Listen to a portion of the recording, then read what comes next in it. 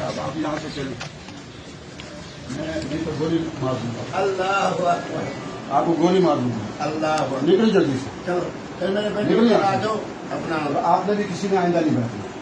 कोई इस बदमाश के साथ बैठा उससे मैं इलाज करूंगा। अस्सलाम वालेकुम। जब इंसान इसके देखे पांच से कहाँ पहुंच रहे हैं, चल निकल यहाँ से, दफा हो जाए। पूरे मुल्क में जहाँ मिले इसको कोड़े लगा जाए इस बदमाश को। ये खुद कहता है मैंने बहुत सारी शादियां की है। मेरी जूती वहाँ पड़ी है। जल्दी से निकले यहाँ से। एक मिनट। और आप लोग यूं इनके साथ क्यों बैठे इस बदमाश के साथ जो कहता है मैं बहुत सारी शादियां करता हूँ, नया दिन बनाया इसने। काकान लाल मस्जिद में आपने नहीं आना। हाजिर हाजिर। अगर लाल मस्जिद में आए तो मैं यहाँ आपको कोड़े यहाँ बांध के ना कोड़े लगाऊंगा या संसार करूंगा। हाजिर हाजिर हाजिर जनाब हाजिर। निकले यहाँ से। हाजिर।